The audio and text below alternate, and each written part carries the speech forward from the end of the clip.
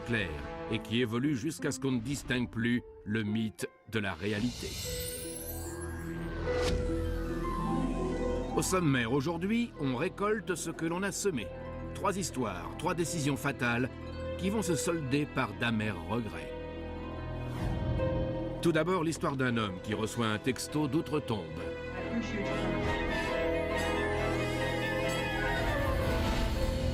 Ensuite, un mensonge bénin va changer à jamais la vie d'une jeune femme. Et enfin, un avocat se lance en aveugle dans une romance virtuelle. 3 histoires, une seule est vraie, laquelle? Regardez attentivement, vous saurez si vous avez vu juste à la fin de l'émission. Notre premier récit s'intitule « Où es-tu »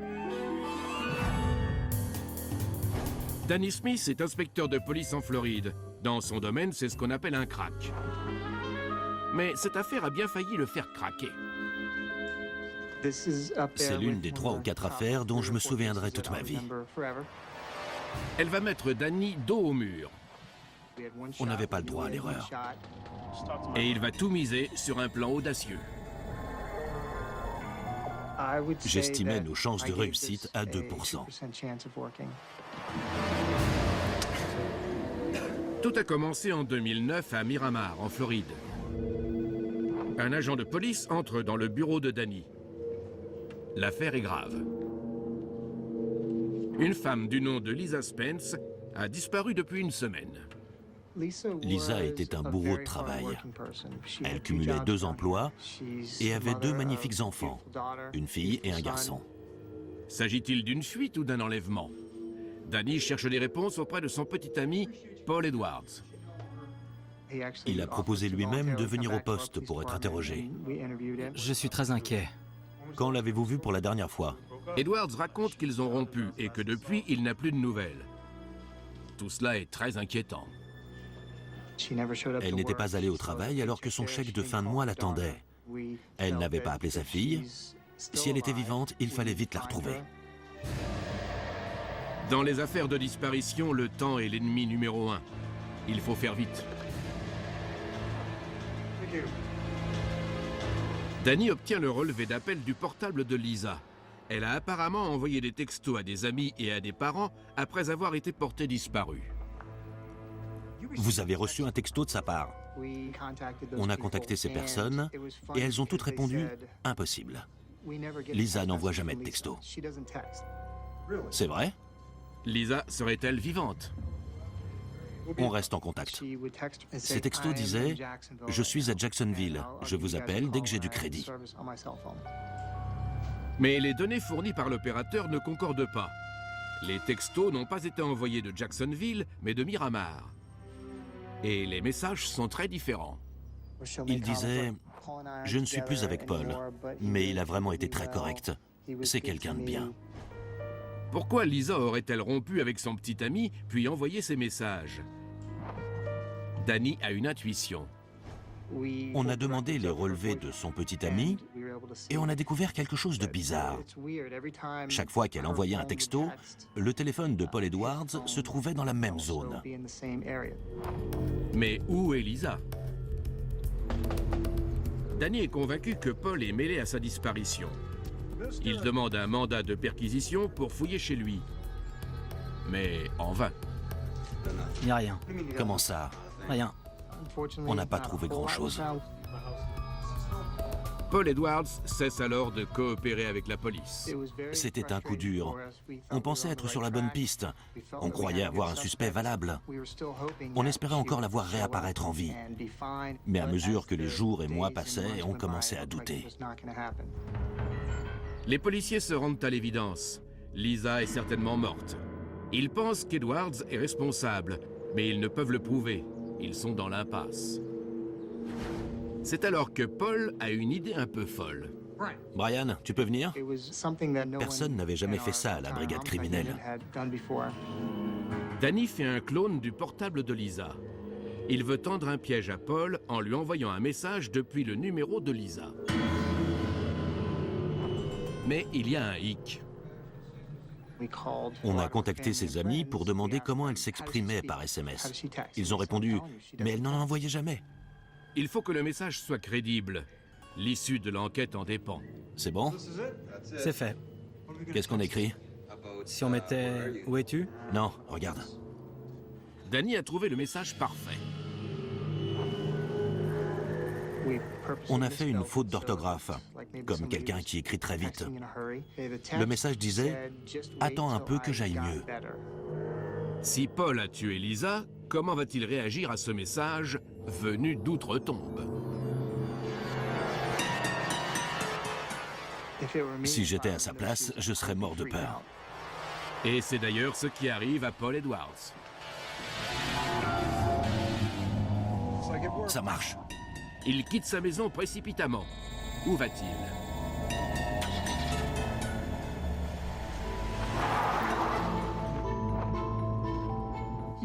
Il a conduit un peu au hasard. Il n'avait pas l'air de savoir où il allait. Les policiers suivent Paul à distance. Il a fini par se rendre à l'endroit où il voulait aller depuis le début. Et quand Paul Edwards repart, la police inspecte l'endroit. Il s'agit d'un chantier abandonné. Ils vont y faire une découverte macabre. On a des chiens dressés pour repérer les cadavres. L'un d'eux nous a guidés vers un baril. À l'intérieur, ils découvrent le corps de Lisa Spence. Le faux message a si bien fonctionné que Paul Edwards a voulu s'assurer que le corps était toujours là où il l'avait laissé. L'ironie du sort, c'est l'expression qui décrit le mieux cette affaire. Il a utilisé le portable de Lisa pour envoyer la police et sa famille sur une fausse piste. Et au final, c'est grâce à ce même numéro de portable qu'on l'a piégé. Un SMS venu d'outre-tombe conduit la police au cadavre d'une femme et à son meurtrier. Fait réel ou légende? Il faudra attendre la fin de l'émission pour le savoir. Pour vous faire patienter, voici une mini-légende.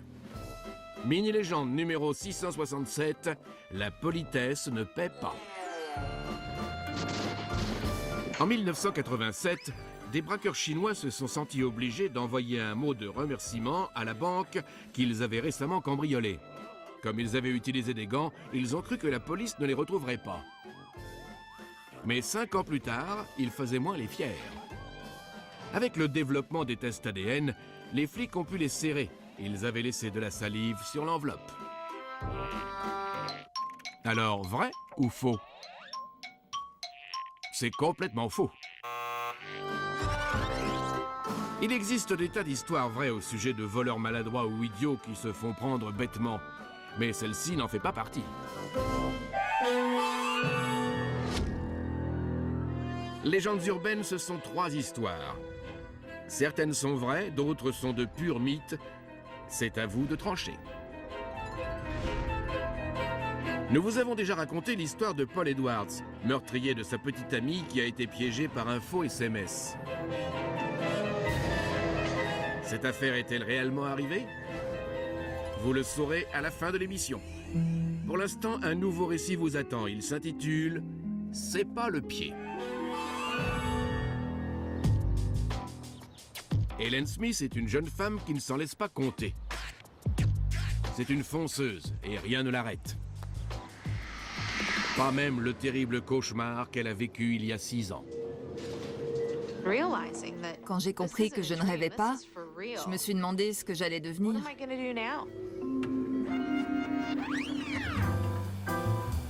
L'histoire commence à Buffalo, dans l'État de New York, à l'été 2004.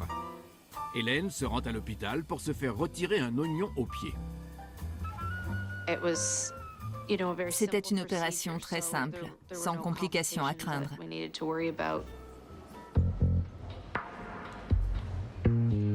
Mais l'attente est longue. J'étais là depuis un certain temps et j'avais besoin d'aller aux toilettes. Hélène craint que son tour n'arrive, mais elle ne peut plus tenir. Malheureusement, les toilettes sont occupées. Et elle ne peut plus attendre.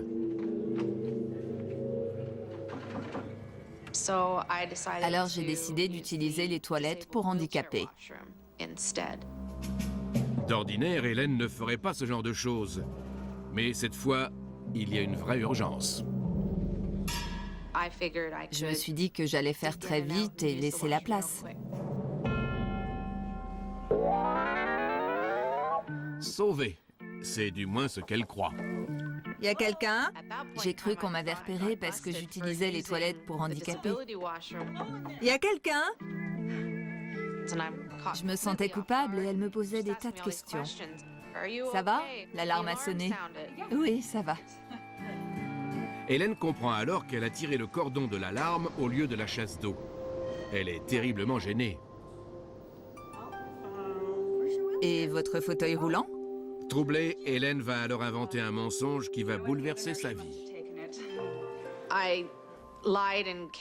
J'ai dit ce qui me passait par la tête, qu'une infirmière avait pris mon fauteuil et n'était pas revenue. L'infirmière croit Hélène sur parole et se met en devoir de lui trouver un autre fauteuil. Elle m'a demandé mon nom, j'ai répondu Hélène Smith. Elle m'a mis dans un fauteuil et je me suis dit, super, c'est enfin mon tour, je n'ai plus besoin d'attendre. Hélène dit adieu à son oignon, tandis que l'infirmière la prépare pour l'opération.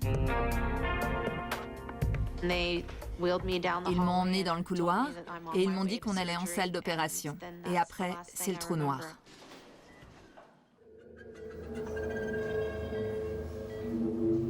Hélène revient à elle et sa vie ne sera plus jamais la même.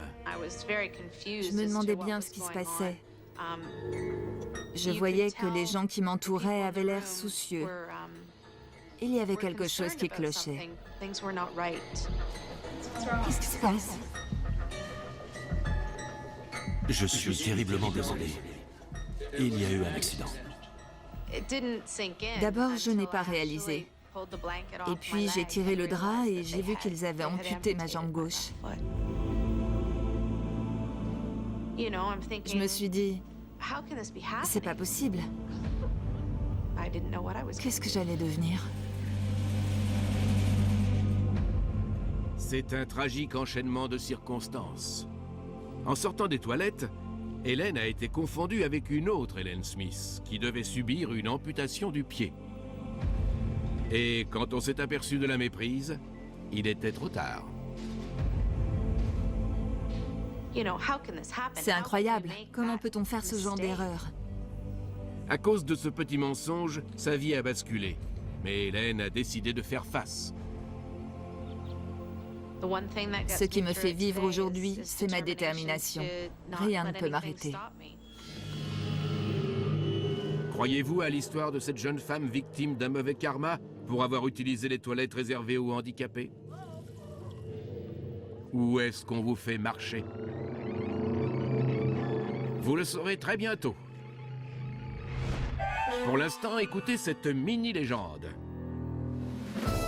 Mini-légende numéro 189, la première cause de mortalité. Après une soirée bien arrosée à Fort Lauderdale, Sean Montero propose à ses amis de les ramener. En chemin, il tombe dans les embouteillages. La vessie de Sean a atteint ses limites. Il s'arrête sur le bas-côté, sort, saute par-dessus la rambarde du terre-plein central et disparaît. Au bout de quelques minutes, ses amis sortent pour voir ce qu'il fait. Ils découvrent alors que derrière la rambarde, il y a le vide. Sean s'est jeté sans le vouloir du haut d'un précipice de 20 mètres. Vous croyez qu'on vous fait prendre des vessies pour des lanternes? Eh bien non, c'est vrai. Et le plus terrible, c'est qu'un policier était mort dans les mêmes circonstances et au même endroit quelques années auparavant.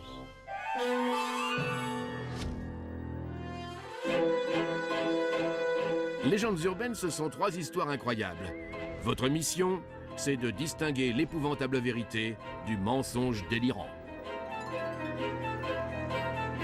Nous avons suivi l'histoire de Paul Edwards, qui a reçu un texto de la femme qui l'avait assassiné et mené la police droit à son cadavre. Ensuite, c'est la tragédie d'Hélène Smith, qu'on a confondue avec une autre patiente et qui a eu le pied amputé.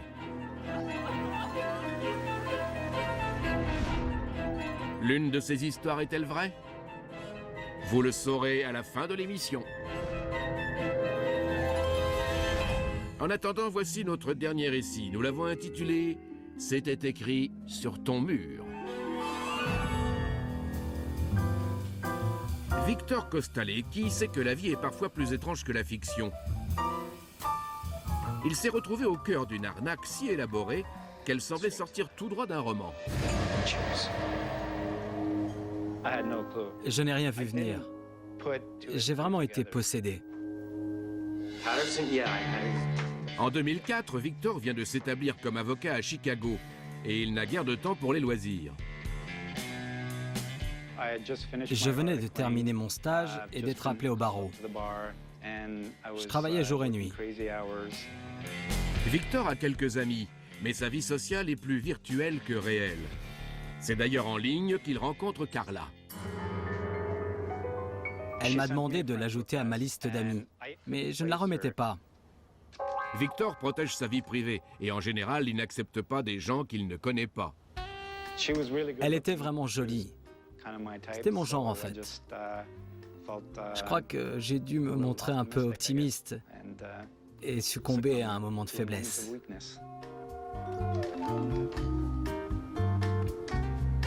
Il fait donc une exception pour Carla. Et à sa grande surprise, ils semblent très bien s'entendre. Elle m'a dit qu'elle écrivait des romans à l'eau de rose. Elle m'a demandé si je voulais bien lui servir d'inspiration pour son prochain livre. Très régulièrement, elle m'envoyait les passages sur lesquels elle travaillait et qui me concernaient.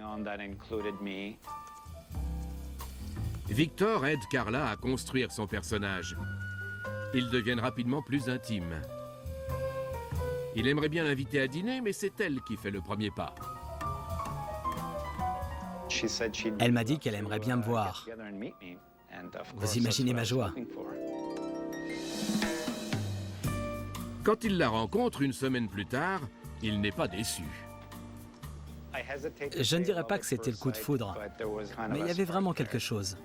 Chantez.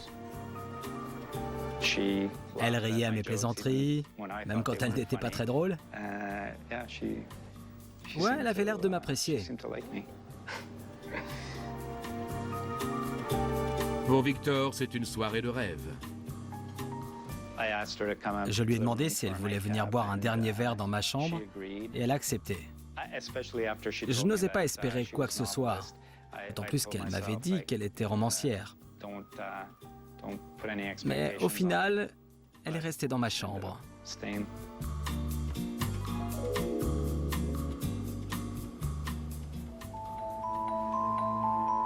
Pour Victor, ce week-end s'est déroulé à merveille. On s'était vraiment très bien entendu. Alors je me suis laissé aller à espérer.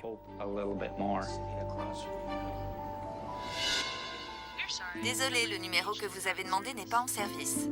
Mais une semaine plus tard, Victor commence à avoir des doutes.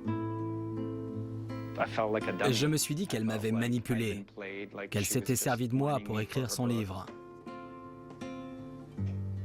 Victor croit seulement avoir le cœur brisé, mais c'est toute sa vie qui va basculer. Un jeune couple est arrivé chez moi sans prévenir. Ils m'ont demandé ce que je faisais là. Vous deviez partir la semaine dernière. Vous vous êtes trompé d'adresse. Ils m'ont répondu « Non, pas du tout. Nous avons visité cet appartement avant de l'acheter. » Et nous l'avons payé cash. Victor appelle alors la police, convaincu que les autorités vont donner tort aux intrus. J'ai découvert qu'ils avaient le titre de propriété de mon appartement. Victor est stupéfait. Quelqu'un a vendu son appartement à sa place. J'étais complètement sous le choc. Il est la victime d'une arnaque très élaborée. L'an dernier, les victimes ciblées via les réseaux sociaux ont augmenté de 30%. Carla s'appelait en réalité Carl Martin. Il a choisi Victor à cause de leur grande ressemblance physique. Carl a d'abord créé le profil de Carla pour accéder aux informations personnelles de Victor. Ensuite, une call girl professionnelle a exécuté la deuxième phase de son plan machiavélique. Elle a fait un double des clés de son appartement. La femme que Victor a rencontrée à l'hôtel a été engagée par Carl pour l'appâter. En fait, ils étaient complices. Dans la journée, Victor est au bureau. Carl en profite pour voler divers documents. Il a pris mon passeport et s'en est servi pour ouvrir un compte en banque. Oh, merci, c'est parfait. Et en réalité, s'il m'a choisi, c'est parce qu'on se ressemble. Il n'a eu aucun problème à ouvrir un compte en banque à mon nom. Victor passe tellement de temps au bureau que Carl peut facilement faire visiter son appartement sans qu'il s'en rende compte. Il met l'appartement en vente à un prix défiant toute concurrence et demande d'être payé en liquide. Il transfère ensuite l'argent sur un compte aux îles Caïmans. Carl est déjà recherché, mais grâce au passeport de Victor, il quitte le pays sans être inquiété. Ils ne savent pas où est passé l'argent. Pour moi, cette somme est à passer par pertes et profits. La solitude de Victor l'a rendu vulnérable à une arnaque somme toute classique. Et c'est sa ressemblance avec Carl qui a fait de lui la proie parfaite. Alors, Victor s'est-il vraiment retrouvé à la porte de chez lui, ou est-ce trop fou pour être vrai? Il est temps de connaître la vérité sur nos 3 histoires. Et pour commencer, celle de Paul Edwards. Il a conduit la police au corps de sa petite amie après avoir reçu un faux message de sa part. Vrai ou faux? Je suis l'inspecteur Danny Smith de la police de Miramar. Et cette histoire est vraie. Et non seulement le meurtrier a été arrêté, mais la police s'est vue remettre une récompense pour son ingéniosité. Ensuite, c'est l'histoire d'Helen Smith, victime d'un micmac à l'hôpital qui s'est soldé par l'amputation de son pied. Est-ce vraiment arrivé? Je porte bien une prothèse, mais ce n'est pas comme ça que j'ai perdu mon pied. Cette histoire n'est pas vraie. C'est une fable créée de toutes pièces, mais beaucoup d'histoires similaires circulent et certaines ne sont pas des légendes.